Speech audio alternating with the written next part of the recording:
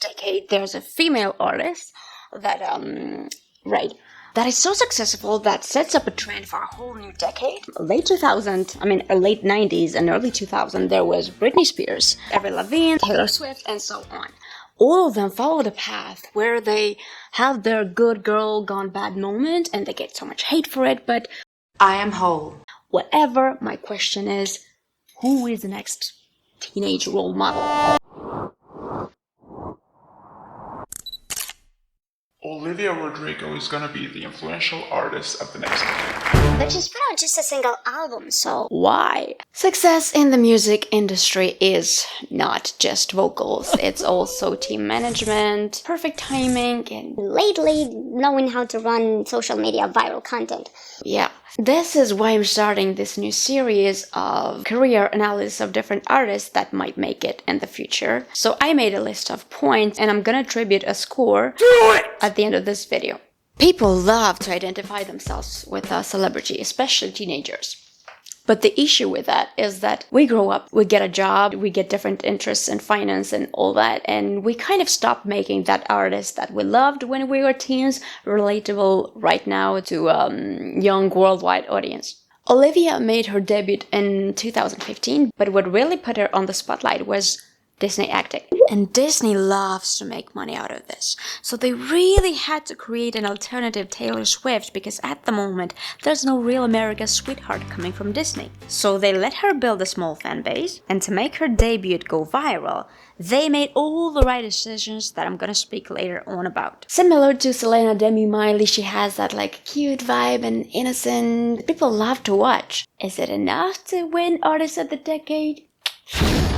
You're goddamn right, it's not. So that brings me to my second factor. Perfect timing for a new sound, aka rebranding previously successful elements from different artists. Pay attention. I'm not claiming that she's copying.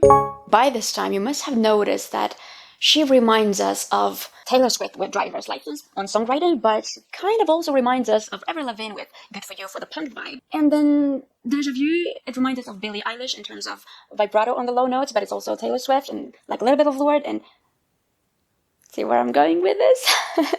I'm just saying that she managed to find a way to pick those diverse signatures from really different actually artists and create a new one called Olivia Rodrigo. And it's also the perfect recipe for success because it's what kind of Taylor Swift did. She went for a country vibe and then she got the people used to her face, and then later on she went for a fully developed Taylor Swift sound. The point is, if you go for a completely new sound, it's hard to make it. Because on top of finance, you must have the right personality, visuals, audience to make it believable. But in Olivia's case, it's new, but not that new. It's new enough, it's original enough to get your attention, it's well written and honest enough to make you stay for the raw emotions, but it's not that new that you would not be able to associate this with something that previously existed before in the music industry, and this is freaking difficult to do, right? That's suspicious. Is that enough to make it as an artist of the decade? You are goddamn right, it's not. For the third factor, we need to cheer. Versatility. She's avoiding tags like a queen. Because yes, you can get people's attention by emulating an existing sound, an existing artist. Oh, she's the second XYZ. In this case, some people say she's the next Taylor Swift, and half of them get mad. You know, I think she is the next Taylor Swift in terms of influence, in terms of the title of this video saying the artist of the next decade. So back to Versatility, this is why her first 3 songs were so different. It wasn't just a good strategy to test the people's receptivity to those new sounds, because nowadays everyone goes for the 80s and dance type of sound, but it was also a good way to make a statement and say, I'm here, I'm different, watch me, you're gonna find out more. And she's right, because now we can't put a tag on her. We can't say Olivia Rodrigo is a punk artist, Olivia Rodrigo is a Billie type of artist. We cannot put a tag on her. And this is so contrary to what most artists do. They try to work in a specific niche, in a specific category. And even looks-wise, she's not keeping the same image for too long. This picture is gonna pop up somewhere on the screen. Was put out, 5-6 months after her debut single? in a punk style, I have a feeling that she's gonna put out something goth or punk. And I don't think you realize that this is so smart to do. Because if she waited just a little bit longer, she would have gotten so much hate because it would have been a good girl gone bad moment. But right now, people are not used enough to her face.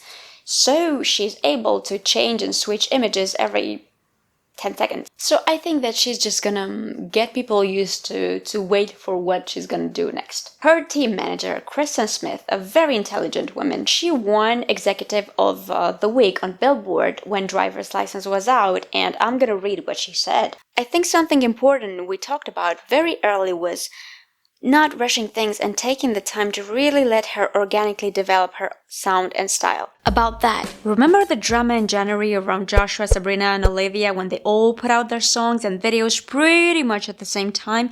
Even if it's barely impossible to write, produce a song, make a video for it in 1 week? Cause yes, Joshua's song was written a few months before for a friend, but that wouldn't destroy Sabrina's career and make the drama go viral, wouldn't it? No. Anyway, they're just gonna let her be creative in her own way, and this is the right way to do it. Now, before I show you how she scores in my database of criteria for successful artists, I will ask you to like and comment on this video. Because if you're here until this point, means that you liked it. Here are my factors: music style, looks, relatability, versatility, team management, vocal abilities, and range. But don't get mad at the rating because most of my favorite singers are like 3 out of 10 in terms of vocal abilities. It's true that vocal abilities could be debatable because you can say that with her voice she's able to make you emotional, but I'm talking about technicalities, right? Anyway, every decade needs a cute representation. Just as bad as I need you to subscribe and just do it! Hit the bell button and get all the notifications because I put a video every 2 weeks and it's not that much to watch, right?